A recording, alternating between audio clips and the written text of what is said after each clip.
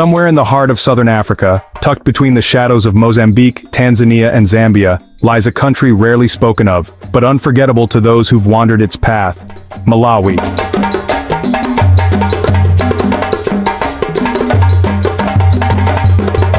One of the poorest nations on earth, yet richer than words can hold.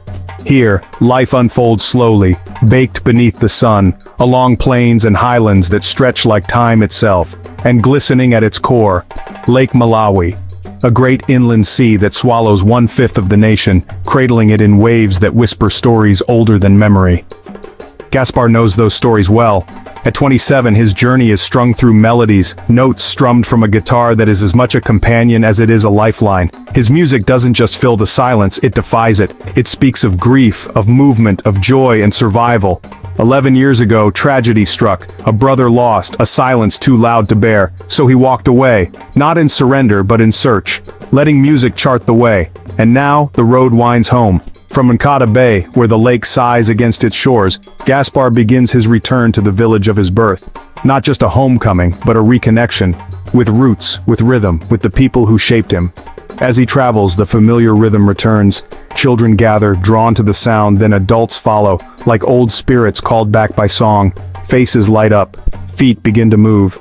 In Malawi, music is medicine, communion, memory. It lives in the people. Far above, another story unfolds in the skies. Freddie, born in Denmark but shaped by Africa's wild heart, learned to fly in South Africa. Now, the skies of Malawi are his to roam. A bush pilot with a love for adventure and a soul tethered to the continent. His wings carry him across rugged lands and remote villages, places only reachable through clouds and courage. For Freddie, the journey is the reward, freedom is altitude, and Africa, it's home. And then there is Teresa, young, fierce, unrelenting. Her battleground is the earth itself, specifically the steep, unforgiving slopes of Mount Mulanje, Malawi's highest peak. Here she runs not for victory but for breath, for life, each stride a defiance of hardship. When illness comes, she runs. When pain lingers, she runs. Running is more than a passion. It is healing. Her way of staying whole in a world that demands strength. Malawi is like that, resilient, rhythmic, unbreakable. Where suffering may come, but it does not define. Where music is passed down like heirlooms and movement through foot, flight, or fretboard is survival. In this land, time moves slowly, as if wrapped in the haze of heat and the shimmer of light dancing off the lake's surface. And yet lives move deeply, full of pulse and purpose. Joy, rising from the soil. There are no grand stages here, no amplifiers, just earth, soul, and sound. And that is enough, because in Malawi, even the smallest song can echo for generations. In the villages of Malawi, where the earth is red and time is generous, a man walks with a guitar slung over his shoulder. His name is Gaspar. His music is his livelihood, not by force, but by offering. He begins with a song, freely given, and if the music stirs something in the hearts of his listeners, they respond, not with obligation, but with what little they can spare. It's not much, but it's enough to keep going. His instrument, worn yet alive, is simple, humble even. A string breaks. He replaces it with precision and care, like a ritual he's performed 1,000 times. A few minutes, maybe less, and the soul of the guitar is restored. It's no wonder they call it the warm heart of Africa. Yet life here is a fragile dance. The lake feeds the people, but when the fish disappear, so do the wages. And when they earn nothing, neither does he. No fish, no music, no soap. Hunger and hardship circulate like the wind, touching every home. Still, Gaspar endures. The lake, this vast reservoir of fresh water, is both home and sanctuary. It was here, along these shores, that he crafted his first guitar, a sacred labor born of grief and love. His brother, taken too soon, shared the dream, the hide of a zebu, and wire stretched tight. It wasn't just an instrument, it was a memory that could sing. No one taught him. The melodies came unbidden from somewhere within. Inspiration guided his hands. He didn't mimic, he created it. And so, with their third bandmate, they wandered from village to village, carrying music like water, like healing. Now, years later, the road calls again. The highlands near the Zambian border, the land where Gaspar was raised. So much has changed. As word spreads, the village gathers, drawn once again by the music and the memory. Faces aged, some changed beyond recognition. But in their eyes, the past flickers, alive. You don't forget where you come from. There's an old saying here, the snake always finds its way back to the bush. Gaspar walks with the elders to the village cemetery. There, among the stones and the dust, lies the grave of his younger brother, the one who dreamed with him, who believed. The loss still lingers, but so does the love. He says goodbye, not as an end but as a promise. One day he will rest here too, in the same soil that raised him, in the same land that gave him a song. We are only passing through.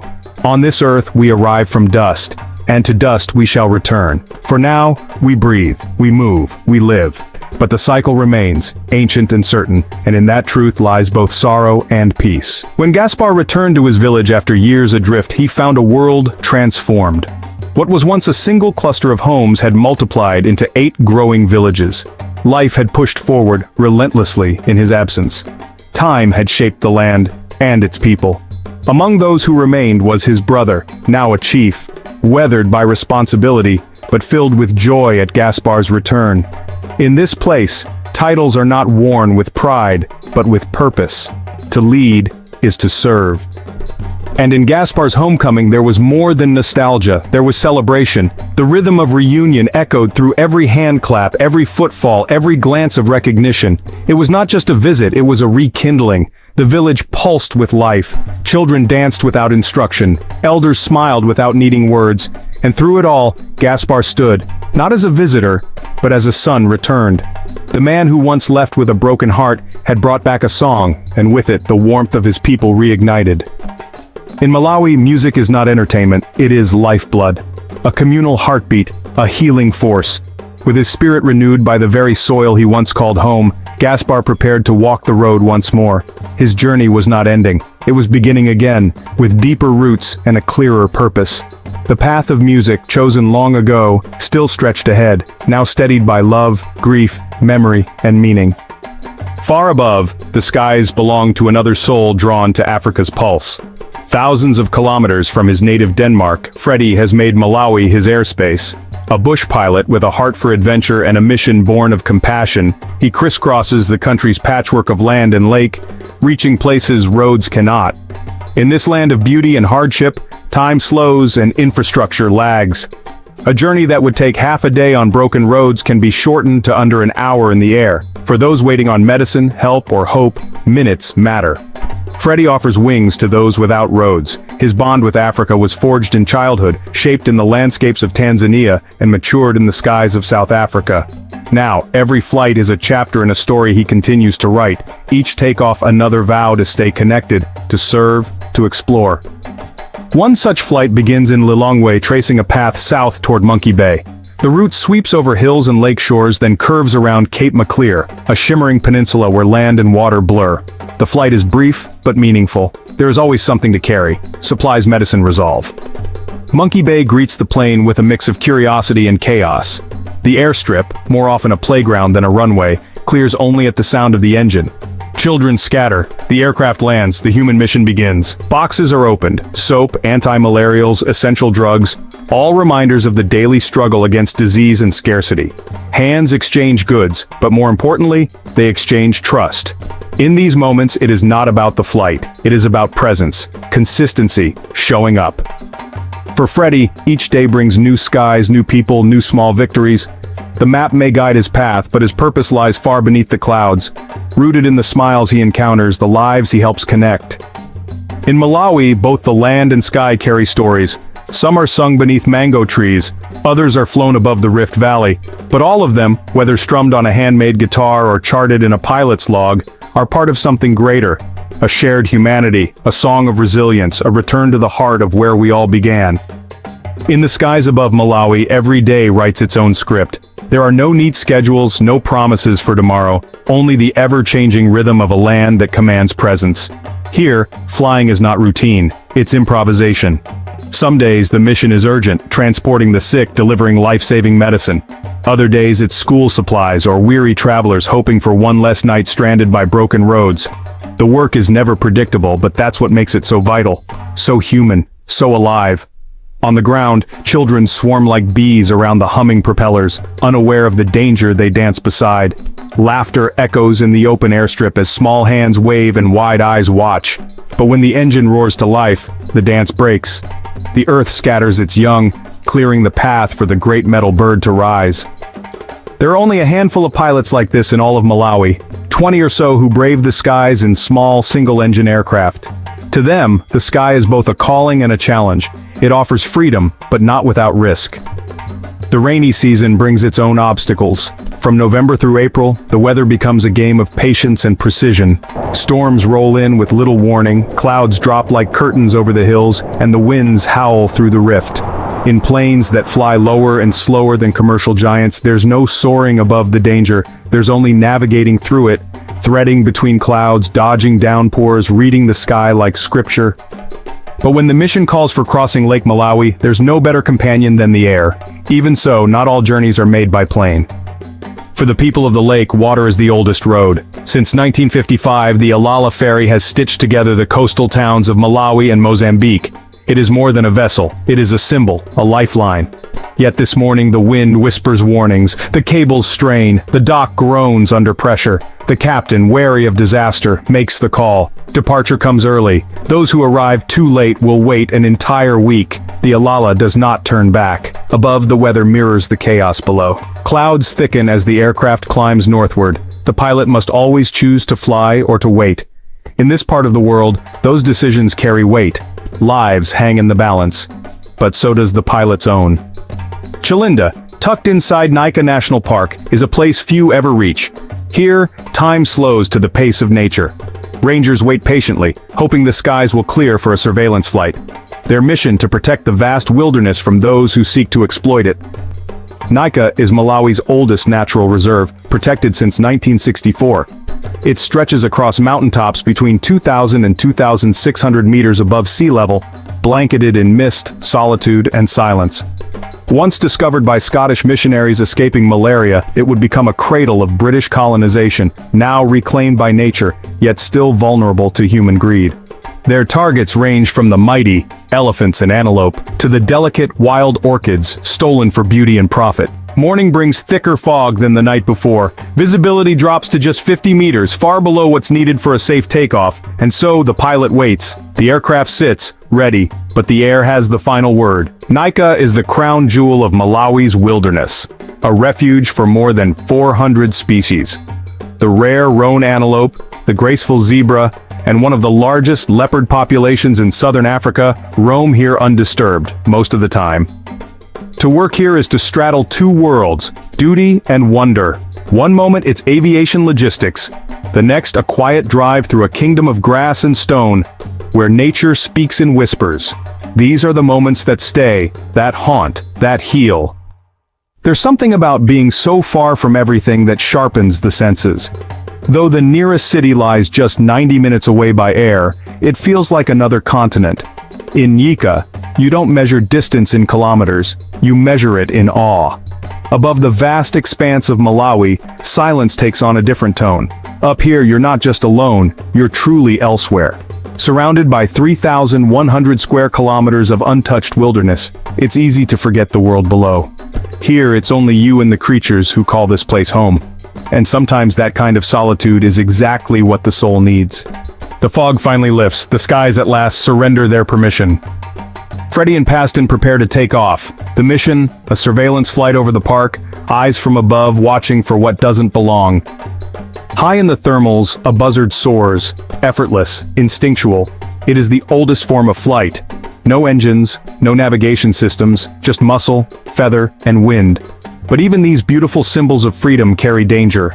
A buzzard, heavy as a stone, crashing into a cockpit windshield could bring a plane down in seconds. Flying here means staying sharp, because in Africa, beauty and danger often share the same wingspan. They land to deliver what little they can. And if you do stay, you won't grow rich, but you will grow full, of stories, of sunsets, of wind in your chest, and dust on your boots. For Freddie, that's enough. Not far away, another kind of spirit takes flight.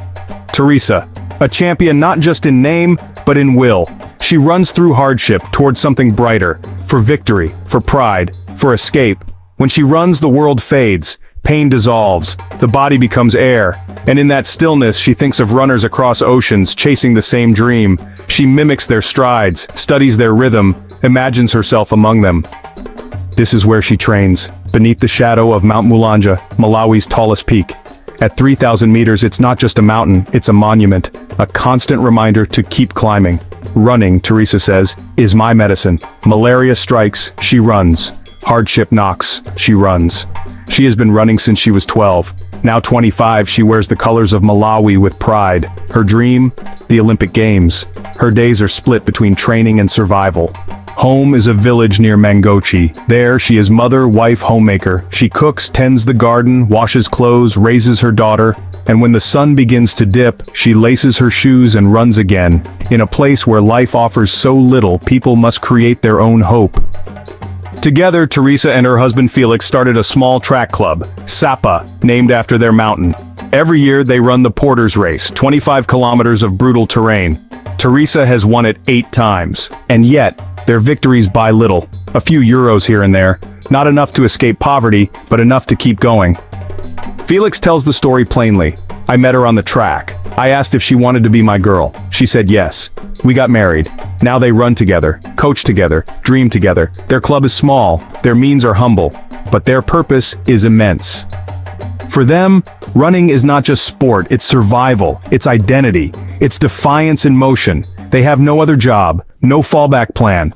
For Teresa and Felix, running is life. It's not a hobby, it's not a choice, it's survival, and they take it seriously. Every stride carries the weight of their future. Their humble club, once unknown, is slowly gaining recognition. More and more people come forward to offer help, shoes, clothes, words of encouragement, and every gesture, no matter how small, breathes hope into their journey. I tell them what we need, Felix says. We thank them for coming, and in those moments, the dream feels a little less distant.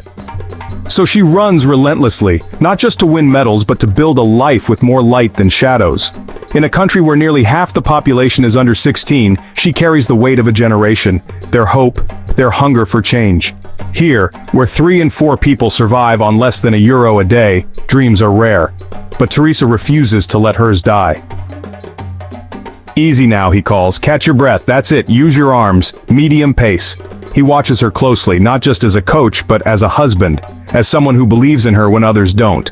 Teresa runs to prove them wrong. She surprises people, Felix says with pride. She's my wife, and I love her. Teresa laughs softly. Together, they are a team, bound not just by love, but by the shared desire to defy expectations. He takes care of her, encourages her, believes in her strength, and now with a family to raise, they are more motivated than ever. Life has been kind, if only in small ways, but that's enough to keep going. For Teresa, running has become more than a sport. It is her meaning, her lifeline, her rebellion, and she knows her journey isn't over yet. Once a year, the legendary Porter's Race cuts through the hills of Mount Mulanje. Teresa knows these trails like old friends. As a child, she would run barefoot through the bush, gathering firewood, scampering over roots and stones. That's where it all began. Her first race was at 12. She finished 6th, then 3rd, then 2nd, and finally, 1st. Now she wins every year. The mountain has become her proving ground. They call this place the island in the sky, mysterious, mythical, a world unto itself. Some say a creature haunts its peak. Anyone who meets its eyes vanishes forever. Teresa has never gone to the summit. Perhaps some mysteries are better left untouched. If she wins, it wouldn't just be her triumph, it would be Malawi's moment, a story rewritten. One day they may speak of Teresa Master not just as a runner, but as a legend, who ran not only for glory, but to show the world what her country, what her people are capable of. Thanks for traveling with us. We'll see you in the next story, only here on Beyond Borders.